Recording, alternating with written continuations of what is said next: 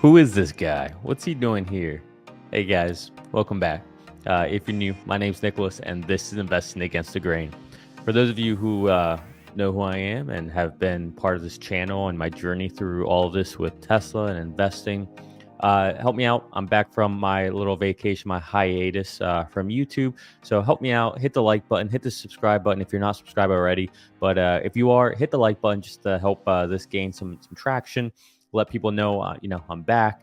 The holidays are over. I've been working really, really hard. Been putting in a lot of hours, and I finally have some time to, start things back up here with all of you guys. So I want to hop on today and just just talk off the cuff. I mean, there's just so much going on. Like, how do you even know where to start when you've been gone for a month from YouTube? So I guess, I think the best way to start really is with the stock price. Quite a crazy day. Let me see if I remember how to do this. It's been so long, but, oh, there we go. Cool. Yeah. So check this out, right? We had a pretty good day today. Tesla stock up nicely. And this is clearly, in my opinion, on the back of the whole Adam Jonas, Morgan Stanley upgrade for Tesla. Massive upgrade from 250 to 400. I think 450 or 500 was the bull case. But massive upgrade from someone that Wall Street really regards and respects and listens to. But I will say there was nothing new there, in my opinion. I'm happy it happens. I'm happy to see Wall Street starting to finally get it or start to talk about this and what's going on. But there's nothing new. You've known about everything he wrote about. I've known about it. We've all known about this for the last 3 years, and this just shows you how times have changed. Just if you look back in the time, way back, right? There's a time where not everybody had access or the know-how to even invest, to how to buy stocks, right? How'd that work? Fast forward a little bit, people are looking always in newspapers and whatnot to see where the tickers were. Then people would fast forward a little more. People are just looking on TV, trying to see what was going on in the stock market. To now, really these analysts are kind of pointless, right? They're clueless. They aren't on top of these things like we are. I guess some of them are, right? Like the Kathy Woods of the world. So I don't want to discount everybody, but she's running a fund, so it's not exactly. I wouldn't call her an analyst. So it's just a very it's very, I don't know, it's cool. It's cool as hell to see this era of this evolution of retail investors being ahead of the game on everything when it comes to Tesla compared to everybody else. And this is what will continue to be the wealth creation for us Tesla investors, is that we fundamentally understand the company, we understand what's going on, we understand the prowess, we understand the lead, we understand the advantages and the vision and the mission that Tesla has, and it's unparalleled. So exciting day on the stock, but one day doesn't mean anything, right? It wasn't even what, like 3 weeks ago, 4 weeks ago, whatever it was, we were at 299. So yeah, this is great, 273, but we still have a long, long ways to go. And, we're gonna do this together, and we're gonna be in this for the long run, because in this channel, we believe in, fundamentally, we believe in long-term investing. If you're new, or, if you haven't heard this in a while, this channel, Investing Against the Grain, is about two things. One, investing against the grain, which means I'm a, I'm a person who does not believe in diversification. I believe in understanding what you own, understanding what you're investing in, and going all in on that investment. Doesn't mean it has to be one stock. It could be two, it could be three, but really understanding what you're putting your money into and then going in aggressively. I don't want a plan B. I don't want a backup plan. I want to know what I'm going to do, right? Again, this is a personality thing. This isn't financial advice. I'm just telling you my philosophy, my way. I'm a risk taker, but the way I see it, the more research, the more I know, the less risky it is. So other people see me and they would think, oh, you're just gambling, you're just risking. I beg to differ. I know where my money is. I know what I'm invested in. I know what's happening with Tesla. If we compare that, though, I was flying back from Manhattan with my wife this morning. Check out my latest YouTube short. My wife, I think she's posting it right now. But it was my 10-year reunion from a military academy that I went to college at. And yes, a lot of great fun seeing all the guys, seeing everybody. But so check out that short. But anyways, I was flying back this morning from Manhattan, and I was watching CNBC, right? I mean, how could I not on this whole flight home after, when we're seeing Tesla up 10%, right? It was a lot of fun. But lo and behold, there's Jim Cramer, right? The hedge fund guy, the guy who, everybody should listen to every night for Mad Money, right? You know, that's helping the everyday guy, right? Helping them to get better or whatever it is, his little mantra. And there he is, right, on CNBC saying that he takes issue with Adam Jonas's um, analysis of Tesla because he's looking out 2, 3, 4, 5 years, and that really he thinks is disgusting. That Wall Street just cares about 1 year. That's the difference right there. That's how you know someone like Jim. And I've honestly never like said anything bad about Jim, but now I am, because that is the type of mentality that I think is toxic and bad for real investing. Listen, I get it. He's much wealthier than I am and all that. Sure, good, great. But I think we would know. I mean, even Warren Buffett would say this: doing and thinking the way he is, the way Jim Cramer is. I think it's like a drug. It's not a good drug, right? It's a whole Robin Hood type mentality, and it's not what I'm about. I don't. I honestly think it's pretty unethical to sit there and talk about only looking at 1 year, because that's how Wall Street looks at things. The way I see it, you should be trying to do things not the way Wall Street looks at it. Because if you're doing things the way the big guys are doing, the way Wall Street are doing it, then how are you ever going to get an edge? You're not. Anyways, but so Jim was sitting there, he's taking umbrage with it, and then just hearing them talk was just it was horrifying. Listen, there's one thing that I think is more cringe than anything is listening to any of these people talk about things that they don't know about. And you all follow Tesla very closely, just as I do. You might even know more than I do, but when you know something, any topic, and you hear someone talk about it as if they know what they're talking about, but you can just tell they don't, it is the most it's so hard to watch. And that's what happened today. He's sitting there, he's sitting there berating Adam Jonas because of his 500 billion long-term, value add to Tesla with Dojo that he mentions in his report. And Jim is sitting there saying, "No, it's all NVIDIA. It's NVIDIA. It's NVIDIA. The brain." Even his co-hosts were saying, like, "Look, I don't even know what you're saying when you're sitting next to us. I have no idea what you're talking about right now." And I'll tell you what he was talking about. Jim was trying to somehow say that Tesla uses NVIDIA chips, that Elon has said that they can't get enough of these NVIDIA chips. And somehow that means that Dojo is pointless and means nothing and is just a dream and a hope. This is someone who doesn't understand it, right? He even kept saying, like, "Oh, it's the brains. It's the brains." That's not, no, it's not. That saying NVIDIA is the brains would be like saying, I don't know, like my skull is my brain. Like I don't, it's just not a good analogy.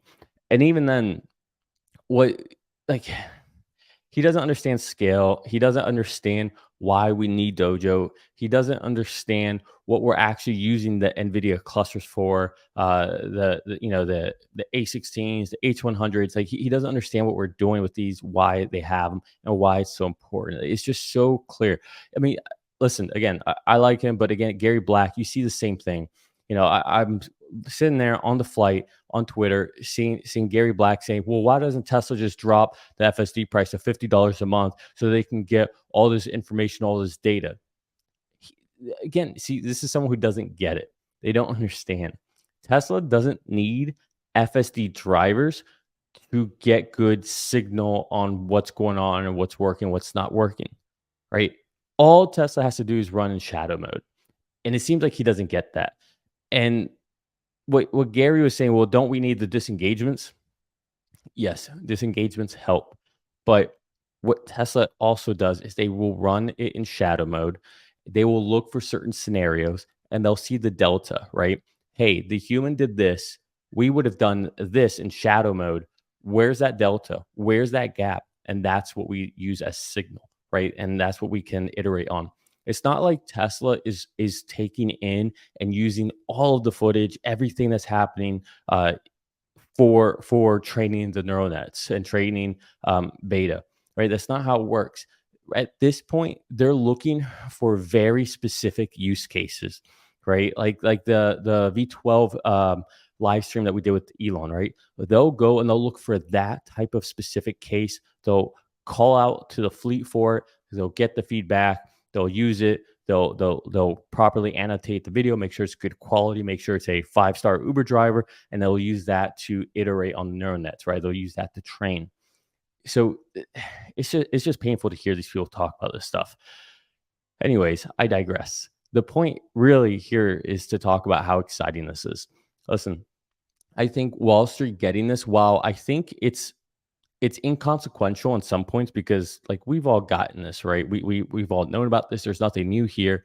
I think the important part is the fact that they're starting to get it. And here's the thing: if we want to get to a $1,500 stock price, $2,000 stock price, $3,000 stock price, we're gonna need Wall Street.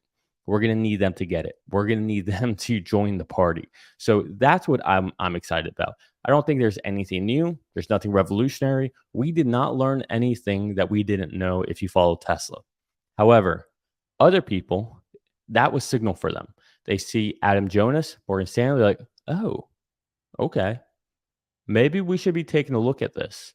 Now, I'm of the opinion that everybody has seen OpenAI with ChatGPT, and everybody got all excited about LLMs, about foundation models, about uh, generative AI, right? All these marketing buzzwords, and yet nobody knows like who to invest in, right? How do you ride this wave? How do you ride this next thing? Or is it just the next metaverse, right? Is that what it is? Or is it I don't know, Bitcoin? And I don't want to hate on Bitcoin or get a lot of Bitcoin hate, but it's is it one of those things, or is it the next AWS cloud computing? Is it the next electric vehicle revolution? That's the question. And I'm of the opinion it is a new revolution. And I think if you look out in the market, you will see there is no company, in my opinion, that has such a clear advantage in AI compared to Tesla. How do I come up to this? Well, listen, it doesn't. You don't have to be a rocket scientist, pun intended, to figure this out. It's pretty basic. If you look at which company has the top talent when it comes to AI and where the top engineers in the entire world are going to, that's Tesla and SpaceX. If you look at the company that bought arguably the most H100 GPUs from NVIDIA, that was Tesla. If you look at the company who's creating all of this in-house compute, custom silicon, custom, not just this chip, right? It's also how they're tying all these clusters, all these cabinets, all these exapods together. It's Tesla. If you look at the company that's doing all of this without a honestly a disgusting amount of extra unnecessary hardware as clutches and sensors, it's Tesla. They're the only ones that are doing the real work here. They're the only ones that are actually putting things out that I think are really meaningful. And most importantly, out of all that, because I think there are a lot of companies doing a lot of important work out there. A lot of companies are going to be the building blocks and the foundation for a lot of other companies to build upon. But the most important thing, nobody else that I can see out there in a real meaningful way is doing this profitably, but Tesla is. Right? I mean, Tesla literally has the AWS playbook or the Amazon playbook. Like that's what's happening here, right? The electric vehicles are essentially funding everything else that they're doing from a profitability perspective, and eventually we're going to see that it's like Amazon meets Apple is what Amazon meets Apple meets Android is what Tesla is becoming. It's wild to see all this happening. So, anyways, what else I want to talk about? Because stock's great and all. I think I still hold it true that I think we'll be over 300 by the end of the year.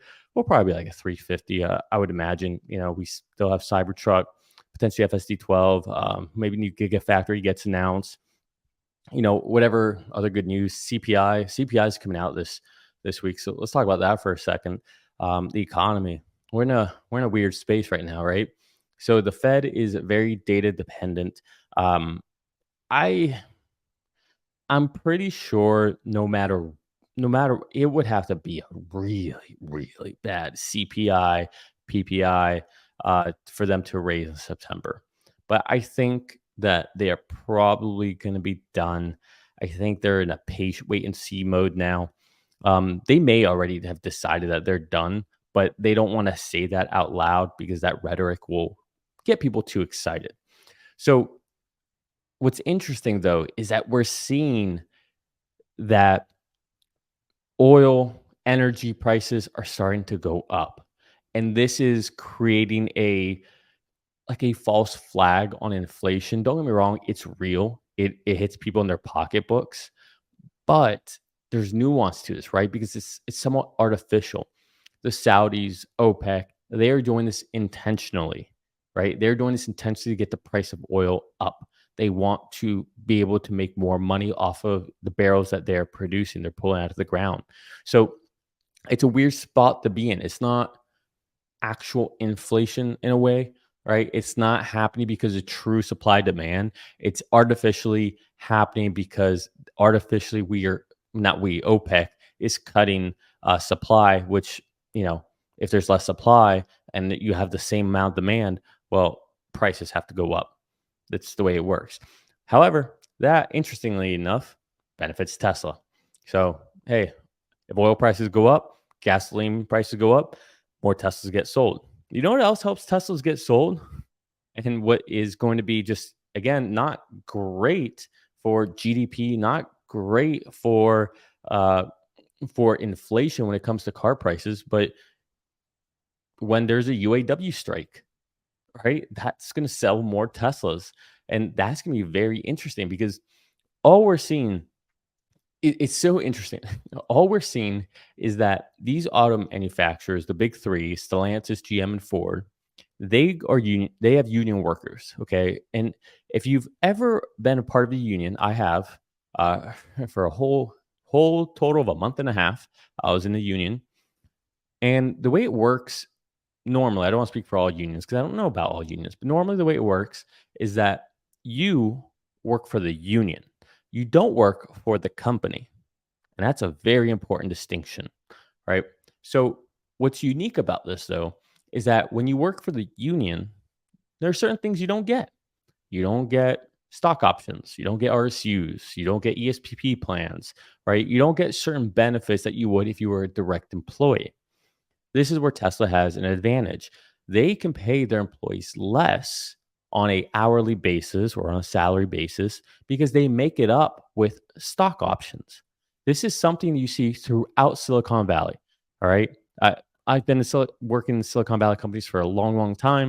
And I'm telling you, this is really how people one make a lot of money by getting RSUs and ESPP, et cetera. But also, it's good for the companies because it makes the people who work for you have an incentive to spend the company's money like it's your money. It makes them want to stay long term, makes them work harder because they have a vested interest in the success of the company.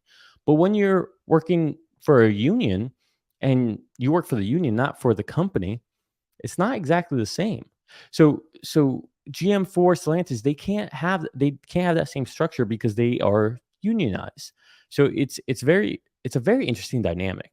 Now, I would say just this again, not financial advice, but just I guess my opinion. I've always been of the mindset that you want equity, not salary, right? Why is that?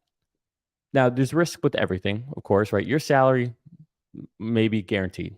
Maybe, right? I mean, you could always get laid off or whatever, but your salary is going to be that flat number. However, if you also have RSUs, if you have stock options as a big part of your compensation, well, then you can really have outsized gains. You can make a lot of money. You can really increase your annual take home without having to get a pay raise or anything, right? You get the benefit from the company doing well. So I can't. I cannot recommend enough that you try and make sure that you opt for ownership more so than you opt for just salary, right? This is look at Messi, right? Look at Messi. This is why his contract was so amazing with what he did. David Beckham, he did something very similar, right? That's why he was able to go and create his own team within MLS. Anyways, don't want to get off on a tangent there. But so this is going to put the big three in a weird spot because the union is asking for a huge pay increase for all their employees. Now, that's not to say that they don't deserve it, right? I'm sure they deserve. I'm sure they're very hardworking people. But the problem is, this is going to put an increased burden on these manufacturers when they already are cost prohibitive when it comes to going to electric vehicles. They can't make them affordably. They definitely can't make them profitably. They still don't know how to do it. They're behind on autonomy, and they have to make this transition when they're in a dying industry. But that dying industry is what makes them all their money today. And how do they make that conversion? Oh, and yeah, by the way, now with the UAW, we've got this increase in cost per employee. Oh, and just a cherry on top, we want them to work a 4-day work week rather than a 5-day work week, right? This is what I'm saying. It's game set match. It's over. You look at a situation like that in this economy, right? It just I don't know how else to explain this. It seems so obvious to me. And let's play this, further down the line. Let's see what else is happening. Well, Ford, GM, Stellantis, you know what they're doing? They're raising their prices for their vehicles. You know what Tesla's doing? They're cutting their prices. So again, let me paint you a picture here. Let's take a step. Let's take all the way back to talking about AI. All right, Tesla has all the best AI engineers, or most of the top ones, wanting to go to Tesla. Tesla is buying the most compute out of anyone. Tesla has the most data capturing fleet out there. Nobody else can. Nobody else has anything really, right? Waymo and Cruise has like a couple hundred cars, maybe. Tesla has millions, millions, right? Can't capture them there. Ford, Stellantis, GM, they have nothing, right? Okay, GM has Cruise, so maybe they have a couple hundred cars out there. Okay, then we look at pricing for employees. Tesla pays their employees less, but they have stock options, so they can actually make a lot more money and they have better benefits. Meanwhile, GM, Ford, Stellantis, they don't have direct employees. They are through the union, so they don't have any stock grants ability to give to them. They also are in the middle, or they're about to go. They're about to have their employees go out on a strike. Well, that sucks because you know what that means? No production. You know what that means? Well, supply and demand, right? That's a problem. So prices of cars are going to go up. But you know what else is happening? They're raising prices regardless. Why? Well, because they can't make them profitably. So they have to raise prices. Oh, and don't forget what I mentioned before, oil is going up. And what do these ICE manufacturers make all their money on? These ICE vehicles that use or it is just like this perfect storm for Tesla investors. And somehow it seems like the market still doesn't see it. Yeah, great. Adam Jonas put his report out there. We're at 273.58. We're actually down post the close, but still, we were at almost 300 just a month ago. So this pop is like great and all, but it's still nothing. It's bewildering to see this. Meanwhile, like I said, Tesla's cutting prices. Meanwhile, Tesla's got FSD 12 going on. It seems like they've made some big breakthroughs. It's I don't know, guys. It's hard to see any weakness in Tesla right now. You know, I know people think like maybe they're saying like, hey, the value of the Teslas are going down. They keep cutting prices, yada yada yada. Maybe if you just own a Tesla vehicle and you want to sell it right away, okay, maybe I get that. But if you're a Tesla investor, if you plan on holding your car for 4 or 5 years, nah, lowering the prices is actually a good thing, right? It's a good thing. Why? because we are eating the competition, right? We are sacrificing margin today so we can dominate the field. Not only so we can dominate the field, but also, more importantly, so we can get to the next level, the next revolution, when everybody else is still trying to figure out the current revolution of electric vehicles. Look, they're all still trying to figure that out, right? They don't even know how to do it yet at scale. They don't know how to do it profitably. They don't know how to do over the air updates. Meanwhile, Tesla has figured all that out to the point where they're so profitable, they're dropping their pricing because they have pricing power. They're eating everybody's lunch. And why are they doing this? Well, so they can get more data. Why? Because the more data they have, the faster we're going to get to autonomy, which is the next revolution.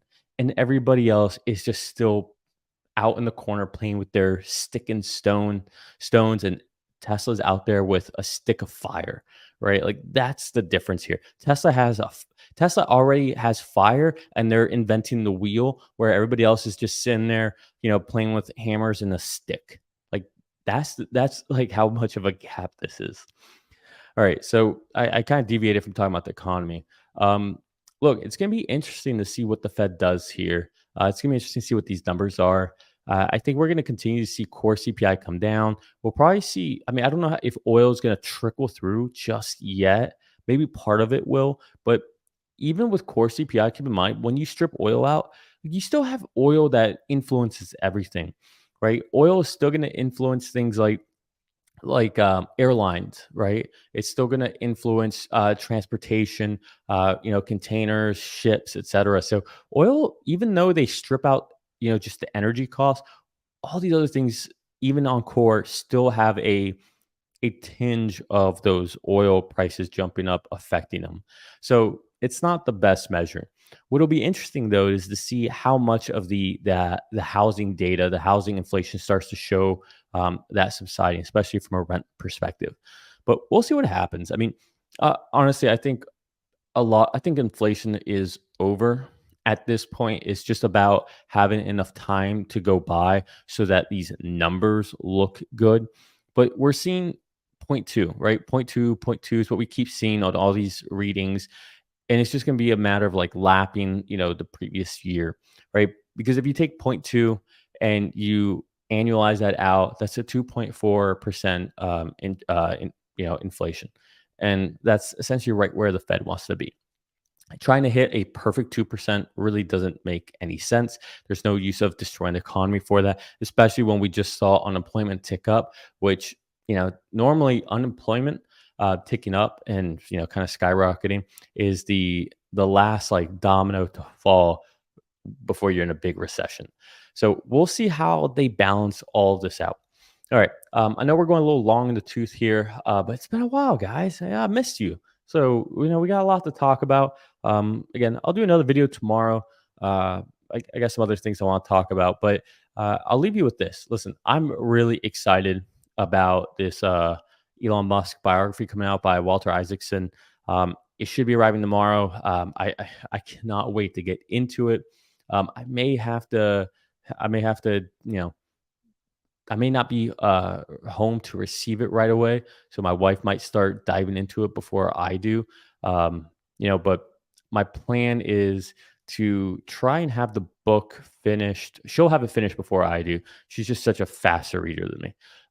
But I want to try and have it finished by the end of the weekend. Hopefully, work doesn't keep me too busy. Like I said, I know she'll get to it before I do, just because you know I I I am just working so late these days. But I got to make time for this, right? Like some things you got to have your priorities straight. So just gonna make sure that I get this done. But yeah, I'm excited to dive into this. It's just I've been reading, we've all been reading all these excerpts out there. Great, seriously, Walter Isaacson. You should go give what's it called a master class to Tesla on how to market, because that was brilliant. How you've been just dropping all these excerpts out there. Everybody is just clamoring to get their hands on this book, to read it, to listen to it. I think this is going to be the best one yet. And I love the fact that you spent 2 years, 2.5 years, whatever it was, with Elon, and it's it's very rare to have a biography written about someone with that type of introspection, amount of time together. Uh, I read uh, I read the Steve Jobs one as well. Excellent, very well done. I don't think that Walter had as much time with Steve, but it was towards the end of Steve's life, so that's very interesting. But yeah, I'm really excited. I have lots of thoughts on some of the excerpts that have come out with talking about the robo taxi, talking about the whole Bill Gates thing. But I want to save all that. I want to save it. What I might do is as I'm reading it, I might bring up little things that I've read that I found interesting. Little nuances here and there, and just share about that. But let me know down below. Are you buying it? Did you buy it? If not, why not? Go check it out. It's gonna be a really good book. So I'm excited to get into that. Tomorrow's the day. I might even, I don't know. I already bought the book, so that's coming. But if it drops at midnight for the audiobook, I might think about buying that. It's kind of a waste of money, I would admit, but maybe that'll give me a chance to keep up with my wife in reading the book. She's a really fast reader. It's impressive. Or I'm just that slow. Nah, let's stick with my wife's impressive. All right, listen, guys. It's been a while.